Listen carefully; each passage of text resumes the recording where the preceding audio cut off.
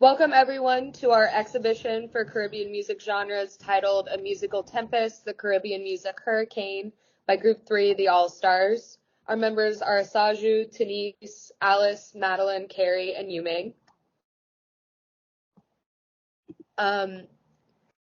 It's very important to us to start by explaining the theory of the hurricane before we get into the actual exhibition model, because it could be a potentially contentious and offensive description if not explained correctly. So in using the temporal model of the hurricane as exhibited by this quote here by Marcia Pierce, with regards to Caribbean music genres, we are attempting to show how these genres are constantly connecting and influencing each other throughout time and space. The model of the hurricane is not meant to be a cheap reference to the tropical storms famous to the area, but a use of a well-known reality to those in the Caribbean to shape another well-known cultural marker. As you will see, as the exhibitors further explain, the hurricane model is referenced by Marcia Pierce aids in the layout of these genres in a conversation-starting, educational, and well-thought-out manner. The means of this project is not to take a caricature of a disaster such as a hurricane, but instead to lay out a very specific Caribbean marker as a temporal model. And with that, I will move on to Carrie to explain our rationale. Thanks, Madeline.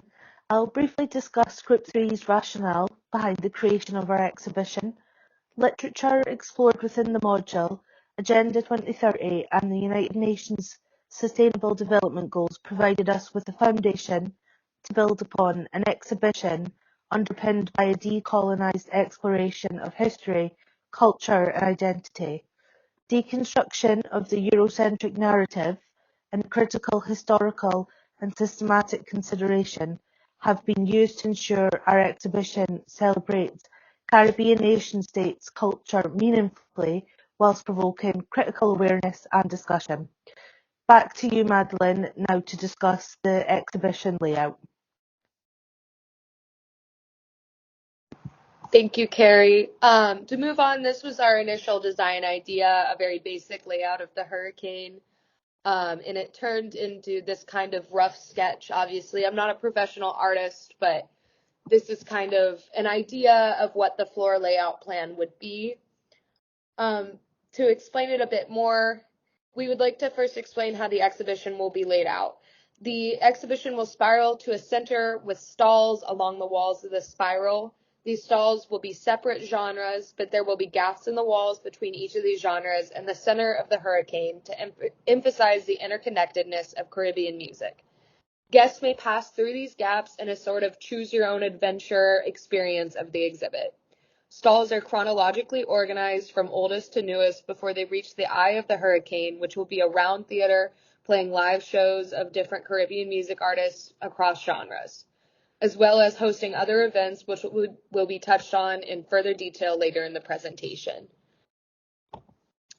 Thank you, and we will move on to Alice for the introduction panel. Thank you, Madeline. So first, I would like to tell you about the impact on community and local involvement with the project. So actually, the impact we want to have with this project is to promote a link between the island of the Caribbean and a Caribbean identity. So as the region is composed of different nations and thus different cultures, our exhibition celebrates Caribbean musical identity and unity by gathering the diversity of musical genres originating there. So we will tell you more about it, but our exhibition would be mobile and would travel around the Caribbean countries.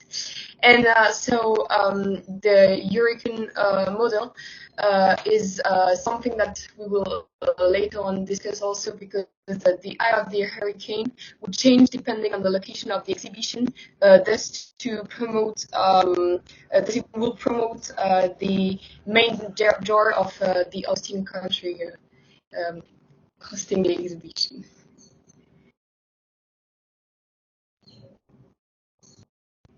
So then we wanted to introduce you to what would be in those stalls. So in every stall, we would have headphones playing songs from each door, and also some information playing on the history of each door and how it appears in Caribbean cultures, but also items that represent the door in a meaningful way. So now I'd like to let the others tell you about each stalls that each have particularities. So first, Thank you, Alice. I'm Yumon. I will go on. Okay, let's walk into the Calypso store. In our last presentation, we have introduced the history and the cultural influence of Calypso. In this store, we will go on to present the history timeline of Calypso in the intro panel, from its roots to its golden age and to its new beginning. We will focus on three themes of Calypso through music and pictures. One is social commentary. Calypsonians often use their songs to critical government policies, social injustice, and to voice the concerns of common people, make it a powerful medium to protest and expression. And the next is storytelling. It is a musical expression of the identity struggle for the peoples. This theme is a fundamental to Calypso, preserving the traditions and the stories of the islands. And the last one is humor and satire. Calypsonians craft clever poems that can be both entertaining and thought-provoking, use humor and to soften the criticism and engage the audience. And we will use three symbols, steel drums, calypso tens, and limbo drums to make the reproduction of calypso more direct and vivid. And we will pick three representative pieces of music that include those themes and symbols. The specific stories and themes of those songs will be displayed in the panel when you are enjoying the music. Together, those themes define Calypso as a form of resistance, education, and entertainment, showed its depths and complexes of Caribbean culture. Besides this, Calypso has many connections and mutual impressions with other Caribbean music genres. Let's move on to the next stool.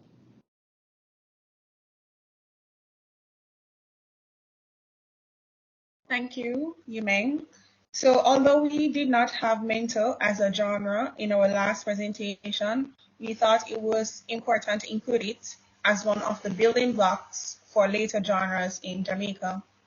Mento has been described as Jamaican folk music with origins somewhere in the 19th century. Mento was one of the earliest types of music recorded in Jamaica and helped build and influence genres such as ska. While mento faded into the background as the 20th century brought an influx of other genres, it is an important origin for much of the music heard in Jamaica today. The songs played are a few of the recorded examples of mento, and the pictures around the stall help to define the genre and showcase how it was combined with different genres, creating things such as calypso mento and ska mento.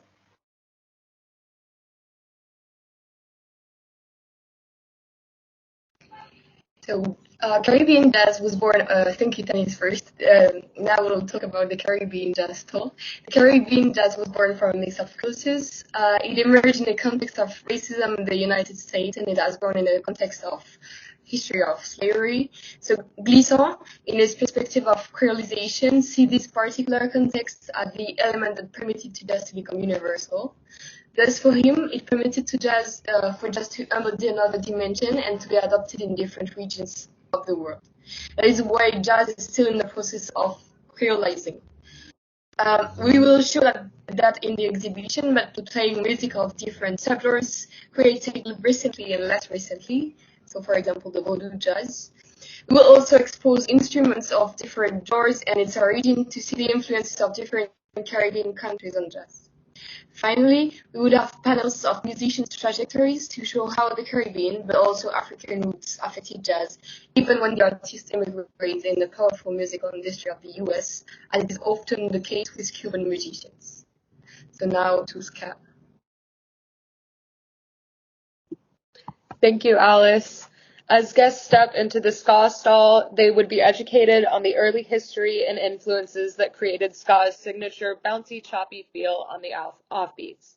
The information panel features this history as well as the further legacy of ska as the predecessor to genres such as reggae and rocksteady. We would also highlight different themes of ska, such as important women pioneering the genre, such as Doreen Schaefer, often called the Queen or First Lady of Ska. The stall would also highlight ska and its influence on Jamaican politics. For example, Jamaica's fifth Prime Minister, Edward Seaga, was first an influential producer in the early ska era. Music played from the headphones would focus on early ska artists such as the Skatalites, records that became famous worldwide such as The Tide is High by the Paragons, and of course influential female artists such as Doreen Schaefer. Photos surrounding would reflect the topics presented such as old record covers, photos of influential artists, and a 1950s style radio. I will now lead our exhibition into the reggae stall with Denise Haynes. Thank you, Madeline. So, welcome to the reggae stall. And in this section, we'll be focusing on reggae music and three specific themes: political commentary, love, and spirituality. And those songs will be the songs that we'll be playing in the headphone. For political commentary would be Bob Marley's Zimbabwe, Jakir's Longing For in regards to love, and for spirituality, we'll be looking at Bob Marley's One Drop and Forever Loving Jah. They both will focus on the emergence of reggae in Jamaica, the impact of reggae music in Jamaica and the rest of the Caribbean, the Black Liberation Movement, that reggae music was used as a form of messenger for, and reggae's music's influence international.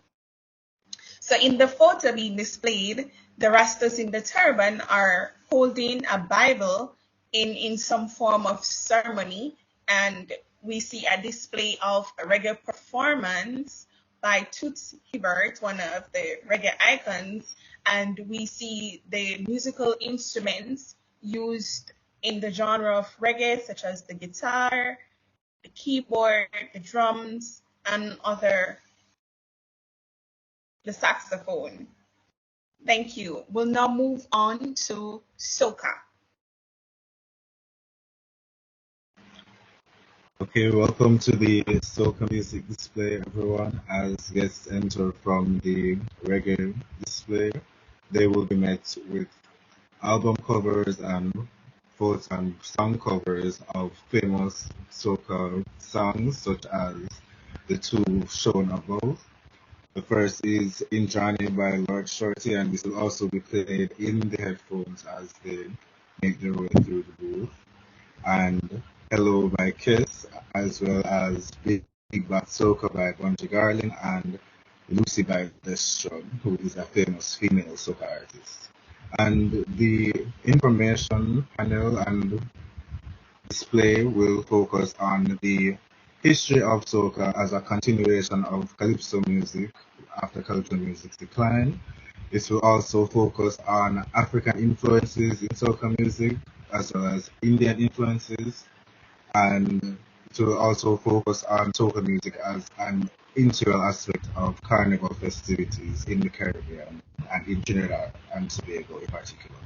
And we'll also look at the wider regional impact of soca music, as well as having on display images of carnival in its vibrant glory, as well as carnival costumes.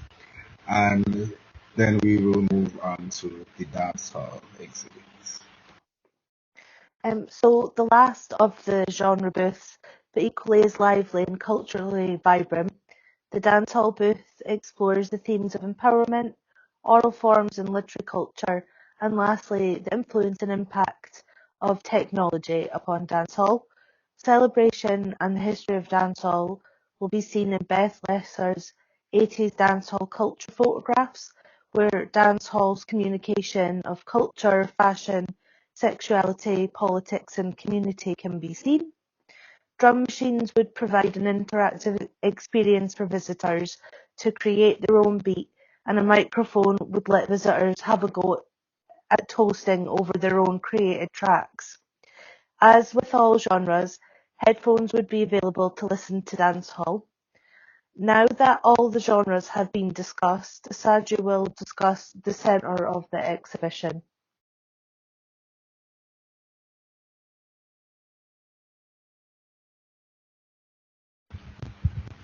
So now we will arrive at the center of the hurricane, or the eye of our musical storm that we have going on. And it will contain rotating recordings of live performances and festivals involving each of the Caribbean music genres.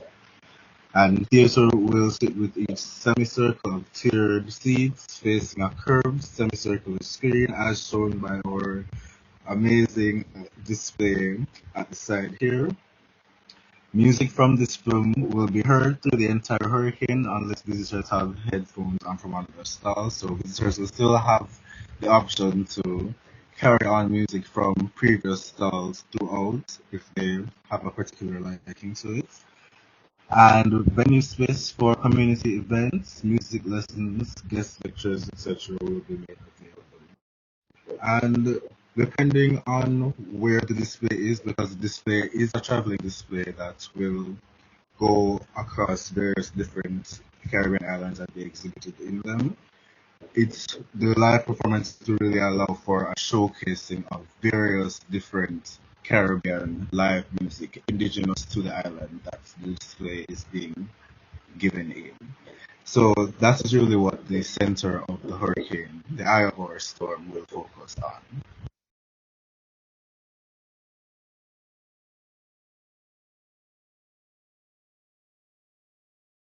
So I talked before about where would be the exhibition, and at first when we discussed it, we said that we couldn't see it anywhere else than in the Caribbean.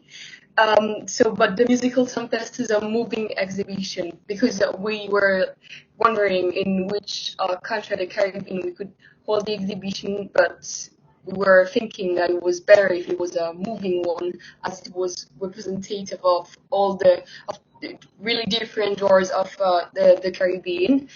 As we said, the eye would reflect the diversity of genres on each island it visits, and we would host we would have recording and artist changes, local bands playing, and something else we thought was very interesting in doing that is that each genres are influenced by some other genre from different Caribbean island. Like for example, in Jamaican music, sometimes I hear influences, and I hear that it also influenced Zouk in Martinique or different things. So this is why we decided that it will be a moving exhibition.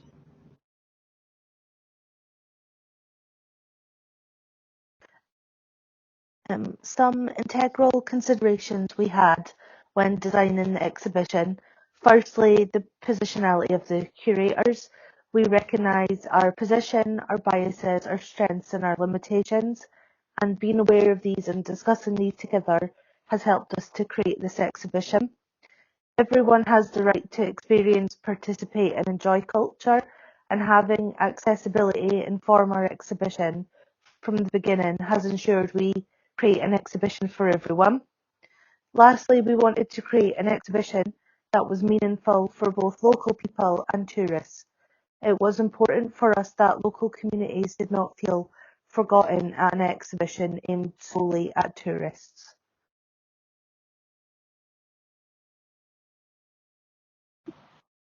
All right, and that makes the end of our exhibition. Thank you for walking through with us, and thank you to everyone who presented